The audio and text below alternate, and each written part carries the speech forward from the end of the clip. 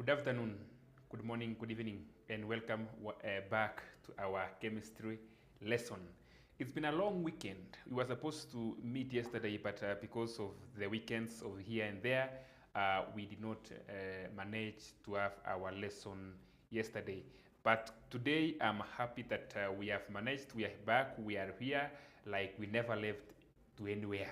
So, thank you for you have waited for me, and I would like to talk to all of you. I would like to welcome you to our chemistry lesson, and the topic is structure and bonding. Structure and bonding, and I'm going only to deal with one structure and bonding, and that is ionic bonding and giant ionic structures. That's what I'm only going to discuss for today. So if you can hear me, let me get a hello on the chat section, or just say hi. At least I know we are together, we are following each other. And then we start our lesson today. You can tell me how tufungue shule. I know some of you are here to start their sherehe. Mimi nimemalizana nazo, sasa ni kuanza masomo. Are you together? Can you hear me? If you're on, let me get if you can hear me so that we can proceed very fast. We can proceed very fast. Timothy Munga, let me hear if you can hear me. Let me know if you can hear me. And anybody else in class. Yes, you have waited kidogo, at some point we were to start some 20 minutes ago, but because of 1212, mnajua kuna mashughuli mingi, tumedelay for some few minutes. So where are you watching me from? Can you hear me? Am I audible enough? Let me know if you can hear me very well. Those who are in class. Yes. Fate, CS, Crispin Dracula, thank you for confirming that you can hear me. Yeah, now we can proceed. The topic nishaandika nimesema structure and bonding. So this topic is made up of two words. It's made up of the word bond, ama bonding, then we have structure. Yes. Those two words are the ones making up the topic that we're supposed to discuss today. So I would start by discussing what is bonding, what is structure. Then now we start by looking types of bonding that exist. Now, this bonding is used especially on the time when a compound is formed. We all know a compound. Si compound ya kwenu ati compound yetu ni kubwa, hapana. Naongea kuhusu elements. For example, look at this. CO2. This is a compound. What is the name of this compound? Carbon 4 oxide. This compound is made up of carbon and 2 atoms of oxygen. They form a bond. The force of attraction between oxygen and carbon. The force of attraction between oxygen and carbon is what we are calling it bonding. The mutual force of attraction between carbon and oxygen is what we are calling it the bond. Now, the structure, the pattern formed by carbon and oxygen forming a compound is called structure. So can you write this? Can you write this? Let me define for you. Can you write this? Na nikisema uandike unaandika haraka. A chemical bond, ama bonding. A chemical bond or bonding, can you say it is the mutual force of attraction that holds the particles of atoms of the same or different elements together. You see? These ones are of different elements. Lakini kuna ingine kama hydrogen. Two atoms of the same element are being held together by what we call a chemical bond. So that is it. Number two, let me give it the definition of a chemical bond to get structure. I'm placing it on your chat section. and the technician will place it on your screen.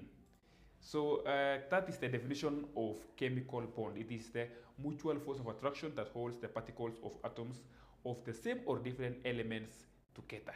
That is how to define chemical bond. Sawa sawa. Structure, when we talk about structure, it is a regular pattern. That's what you need to know. Structure is a regular pattern. Yes, after chemical bond, I've also given you the definition of structure, which is a regular pattern in which chemical bonds hold the particles of a substance or a compound together. It is there with you. Yes, I think now you can have the definition of structure and bonding. Pale kwa bonding, you can say bonding, you can say bond, or you can say chemical bond. It means the same thing. Nilikuwa nakumbusha mwingine nikaambia 3 weeks to school, akaniambia teacher hiyo usiseme. Akaniambia hiyo usitukumbushe, tunajua lakini usitukumbushe sana. Now, before we look at ionic bond, let me say this.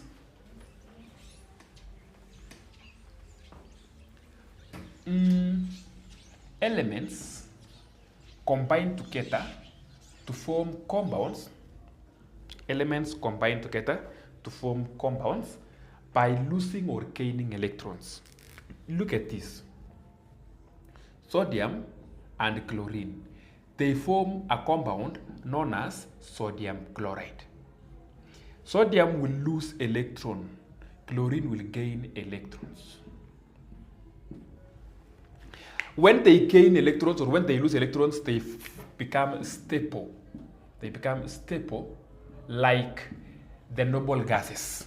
Now this compound formed, one of it should be positively charged because it may lose electrons. The other one should be negatively charged because it may gain electrons. Are you together?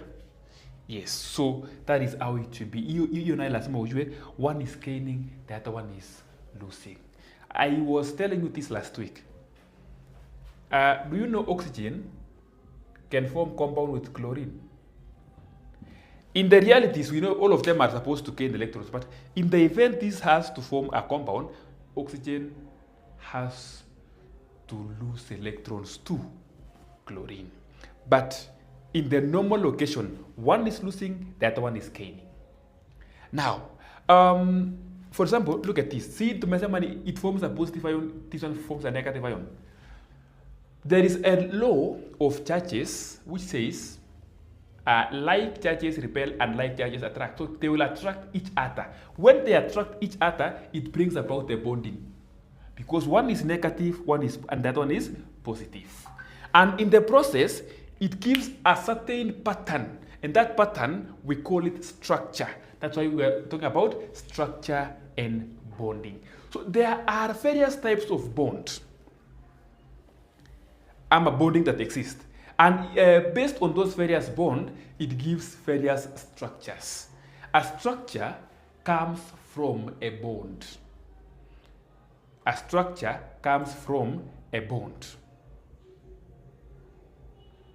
So, a structure comes from a bond. Can you hear me now? Yeah. So we are going to look at what we call ionic bond. For today, we are only discussing what we call ionic bond.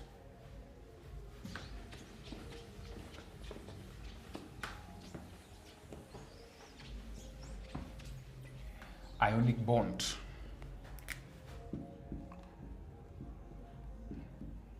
Then, after discussing ionic bond,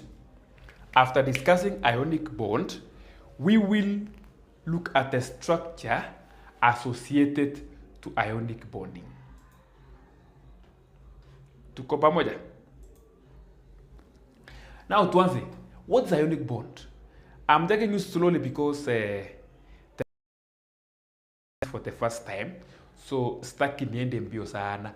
Ionic bond. First of all, the other name of ionic bond, can you say it is called electrovalent bond? Electrovalent bonding. ama bond. This is the other name of ionic bond. So in the event you come across electrovalent bond, don't say is sikia hapana, it is just ionic bond. Sawa sawa. So but the most commonly used name is ionic bond. And this ionic bond is electrostatic force of attraction between two different charges, like a positive and a negative. Ionic bond, again, look here, it is formed by a metal and non-metal. Ukiona two metal and non-metal forming a compound, that compound has a bond called ionic bond. Except, I must say this, except one, aluminum chloride. Aluminum chloride, ngoja, aluminum iko na valence ya aluminum chloride iko na hapa ikwe 3. Yeah, okay, sawa sawa. Aluminum chloride bond. This one now is one of the special cases because it is a metal and a non-metal. Badala itupe ionic bond inatuambia nini? Covalent. It's a special case. But generally, a metal and a non-metal forms a compound with ionic bonding. During ionic bond, unajua nilikuwa nimewaandikia ya sodium na chlorine. During ionic bond, electrons move from sodium to chlorine. Chlorine receives electrons from sodium. So we say there is a complete transfer of valence electrons. There is a complete transfer of valence electrons. I hope pardon mnakumbuka maana ya valence electrons. So that one is will give us what we call the ionic bonding. As far as there's a complete transfer of valence electrons, we will call it ionic bond or electrovalent bond.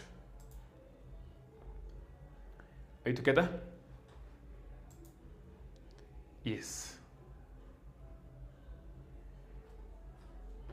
Nice, nice. Now,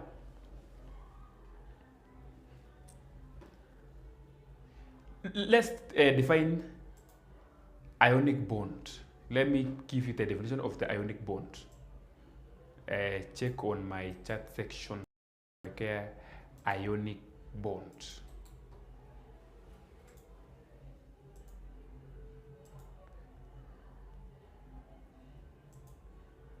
It's not complete because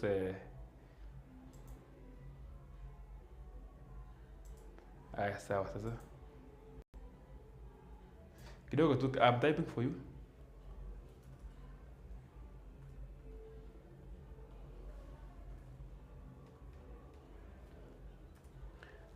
That is how it is. The definition of ionic bond is formed when there is a complete transfer of valence electrons from one atom to another, resulting in two ions with opposite charges which mutually attract one another. Sit hapo tuko pamoja? Yes, so that is the definition of ionic bonding. Let's proceed and say this. I will give you only 3 case examples, then you will be able to get the 4th one and the 5th one. Sasa, before I give you examples, compounds having ionic bond are called ionic compounds.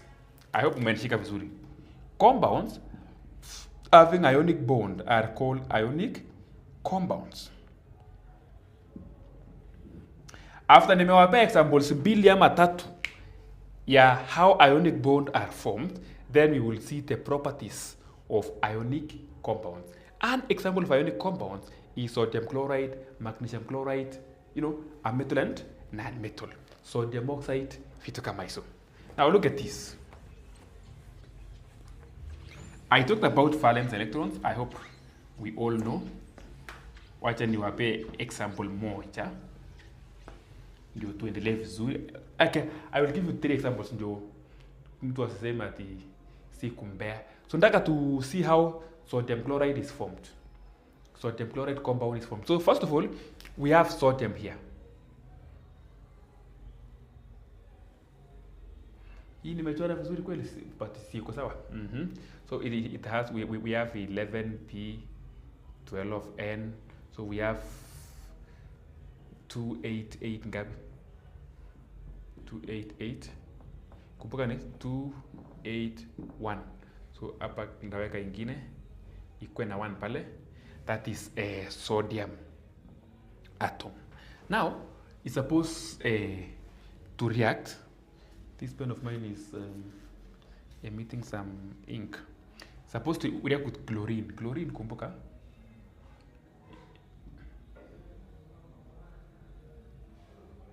Iko na 2. Okay. I will use now dots to differentiate.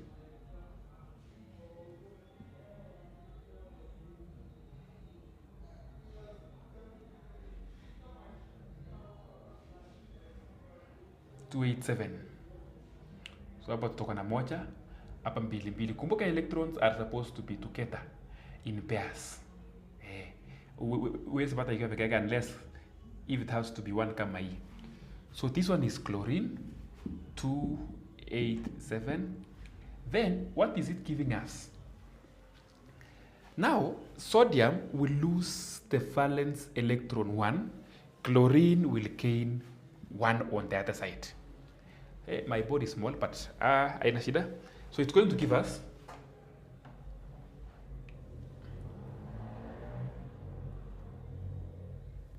so we have 11p 12n. So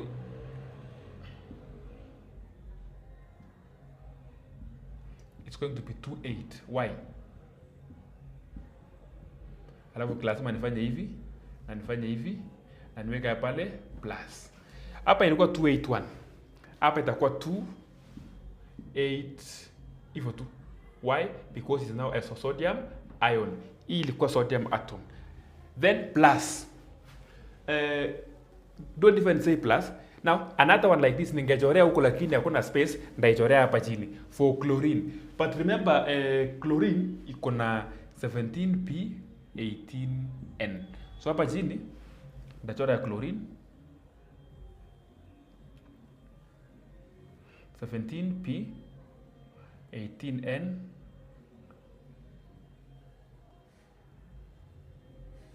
Yeah, kuweka dots kidogo inachoshanga, lakini I will have to take time niweke hivyo.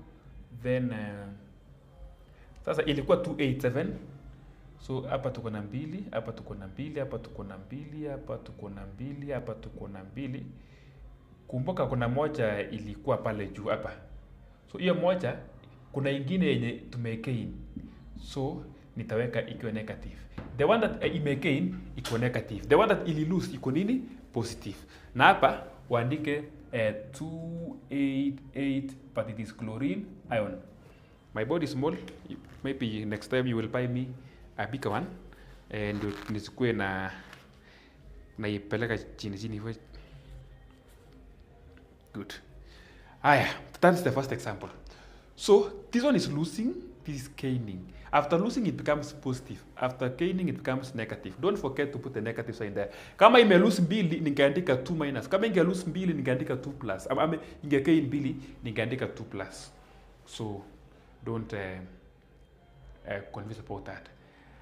Ndaka nifanye kitu inaitwa magnesium au ni potassium fluoride. Potassium and fluorine. Ndaka tufanye potassium and fluorine.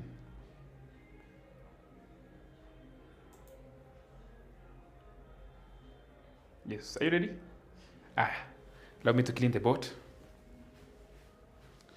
And we want all of us to improve in our grades in chemistry. We have to improve in our grades in chemistry. Everybody. Next year I'll be working to make sure everybody improves on his or her gradings in chemistry. And you have to improve actually.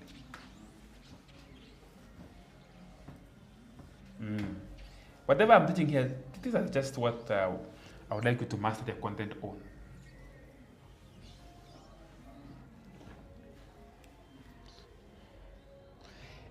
Now, potassium and fluorine. Wacha niulize watu hapo. Give me the atomic number of potassium and atomic number of fluorine. Very fast. Ndio tuendelee. Potassium iko na atomic number ngapi? Fluorine iko na ngapi? I'm waiting for you ndio tuendelee. Fast kidogo.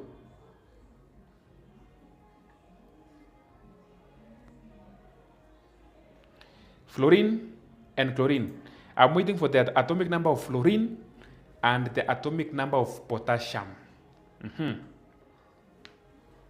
Hiyo na wangojea haraka sana.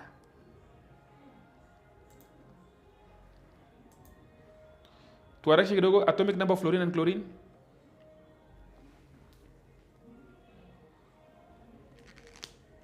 Nikipanguza kalamu inanisumbua. Timo, iwezi kwa ujui.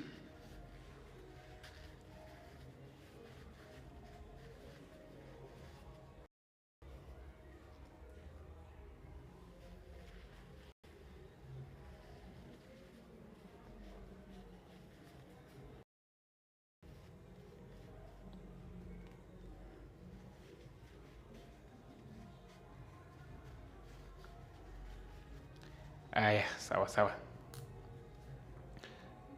No one knows. Let me check the other channels first because wale wa Ambassador Speaks hawajui. Wacha niende ya Shifting alafu niende ya Mickey Slate Media. Here we have 3 channels. So watu wa Ambassador, my followers, hawajui kikenye tunaongelelea. Wacha nione kama sasa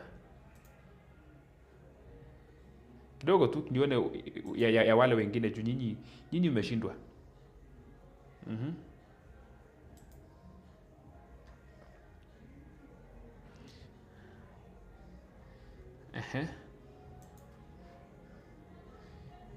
Shifting rates amjui atomic number ya potassium and atomic number of fluorine.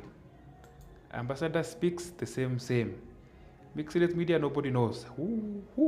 Sasa hapa, because you don't know,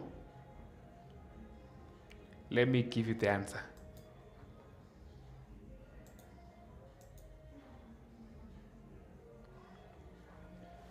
Potassium has atomic number of 19. Fluorine has atomic number of 9. Right together? Sasa nimeona nyinyi mnataka kushindwa tu vitu ndogo tu pure yenye haifai mshindwe. Sawa. Aya. So let's proceed.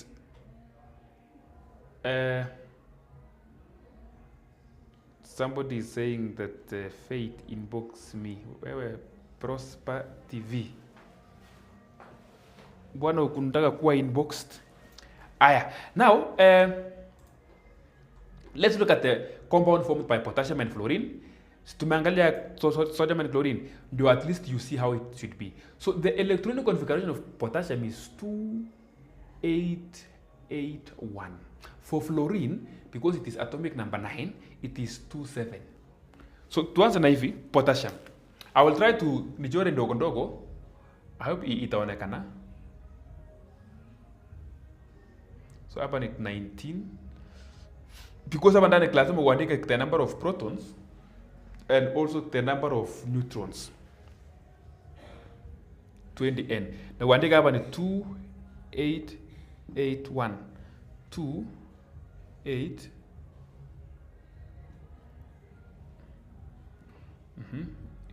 Then niongeze ingine.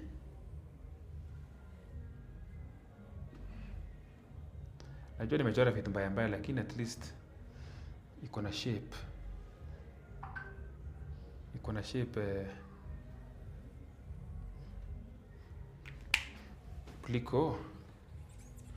Kuliko vidole zako za miguu, si ndio? 1. So hii ni 281. 2881. And this is potassium. To react to it, fluorine, wacha hii ni nucleus. So apart from nucleus yenye ndaandika hapa 9p, then you write also 10n, 10 neutrons hivi. So itakuwa tu hivi 2 7.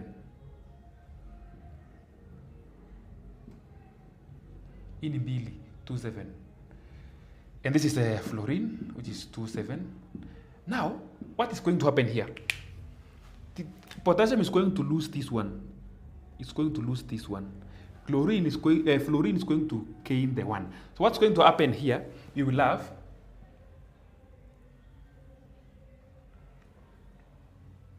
kumbuka hapa ndani itabaki 19p 20n. The nuclide does not change. Why?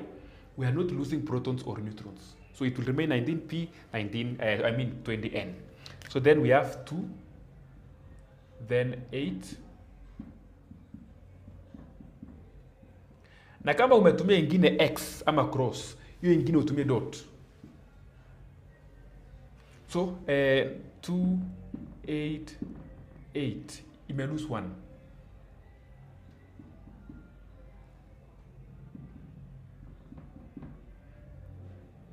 Good. Then niweke hivi. Ili lose 1, so ni positive. Then for fluorine, lakini inafaa niweke hivi. Nichore ya fluorine hapa ndani na niweke nini? Negative. So whatever I'm supposed to draw it inside here, wacha nichore hapa chini.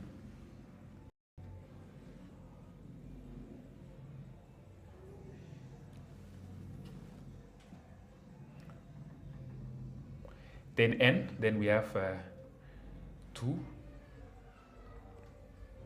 Then we have 2 hapa, 2 hapa. Make sure umeshade vizuri, wachana usikone kama mimi. Then hapa tulikuwa na dot moja lakini tumekei nyingine from outside. Then weka hivi na weke dot. Itakuwa 2, 8. Imekei 1 na ni negative. That is for potassium fluoride. I hope we are together.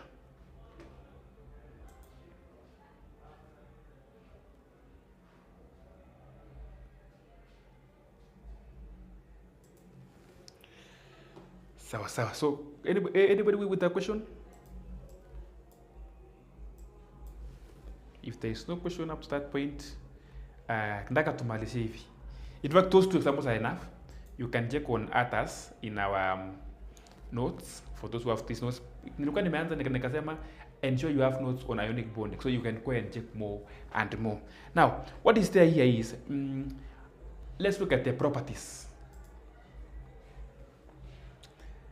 Properties of ionic compounds. Properties of ionic compounds.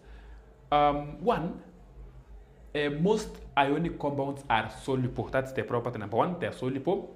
Why? Because they are made up of oppositely charged ions, which are attracted by the polar water molecule. So what am I saying? They are soluble. Number two, what about their melting points? They have very high melting points. Why? Ionic bond are a very strong bond that requires a lot of energy to be broken. That is number two. Property number three, they conduct electricity in molten or aqueous state, but they do not conduct electricity in the solid state. Who can explain that? That's a very good question that someone can explain. Ionic compounds like sodium chloride, potassium fluoride, magnesium oxide, sodium bromide do not conduct electricity in solid state. They do so when in molten or when in aqueous state.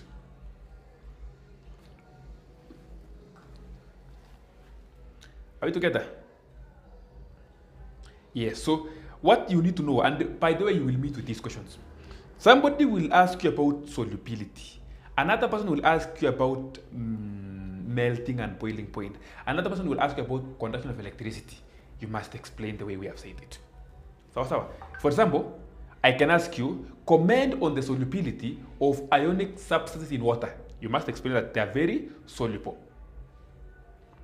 because they have oppositely charged ions which are attracted by the polar water molecules. Number two, explain why the melting and boiling points of ionic compounds are extremely high or they are very high. You say compounds that requires a lot of energy to be broken. Explain why ionic compounds conduct electricity in aqueous or molten state but not in a solid state. What do you say? They do not conduct in solid state because in solid state the ions are fixed. the ions are fixed. Number 2, in aqueous state or molten state, the ions are free, so they can conduct the current. Hapo tuko pamoja. Now, what is the name of the structure formed by compounds having ionic bond? The name is giant ionic structure. You can check the diagram in your books. Sawa sawa. So someone is saying we do for sodium oxide. Okay, you want us to do for sodium oxide? We will do it. We will do for sodium oxide. In fact, tutamalizia na hiyo basi.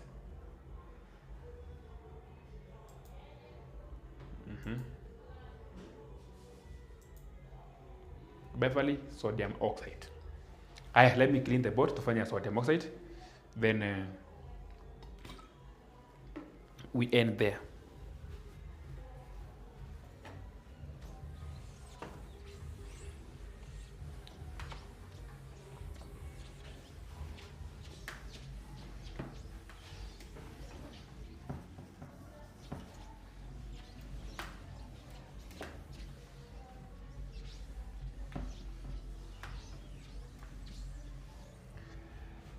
Yes, so sodium oxide. So we must have sodium, which is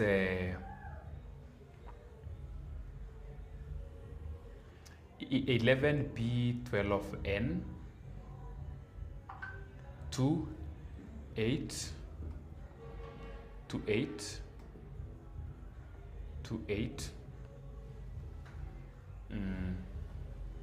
Ngoja kumbe ni 281.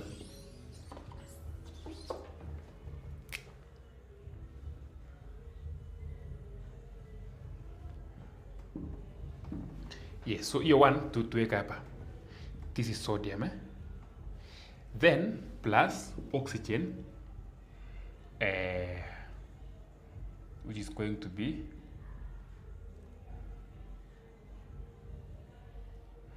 in oxygen, so it's going to be, what is the atomic number of oxygen? Oxygen nakwanga 2:6, so it is 8p and 8n. Sawa. So we have, I will use dot now.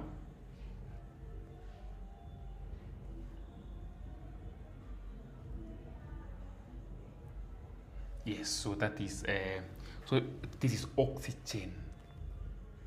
But kumbuka sodium oxide inaandikwa hivi.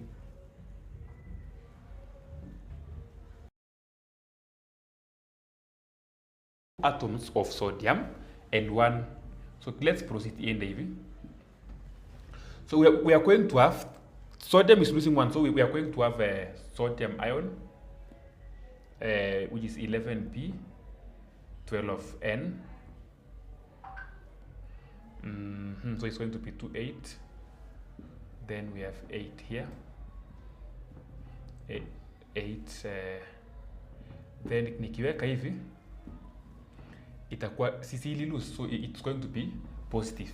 But kumbuka we need 2 atoms ya sodium, so ndaandika hapa 2. Hii ingine ya huku ndaenda hivi, but because haiwezi totoshea, wacha nichore hapa for oxygen.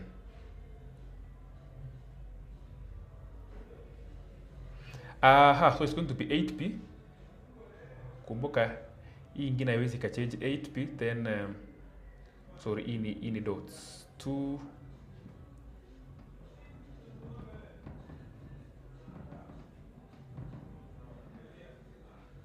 7. So lakini sasa hii ingine ni 2, itakuwa imekaa 2, lakini kumbuka ndaweka hapo negative, lakini ndaweka hapa no, I just put 2 negative because ni ilikaa 2. Yeah, how it should be. But if you have to write equation ya formation of sodium oxide, lazima tuweke 2 hapa. How it should be for sodium oxide.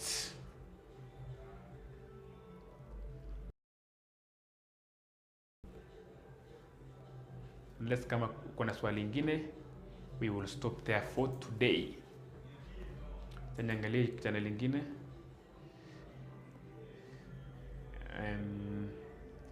Someone is asking kama tunafanya Kofaland leo. Kofaland ni kesho. Hatuwezi fanya Kofaland leo.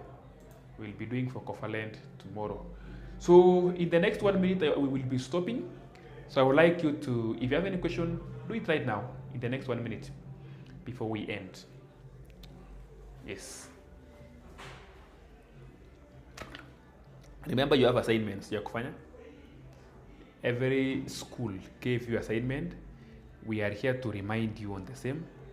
Do your assignments and make sure umemaliza, ndio usiende kupigana na walimu. Otherwise, we are out in the next few seconds.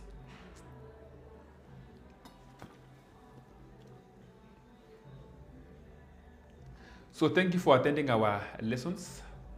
Tomorrow we meet at 3 p.m. for Kofaland bonding and any other thing that we are going to discuss. Otherwise, have a nice evening. Vicky.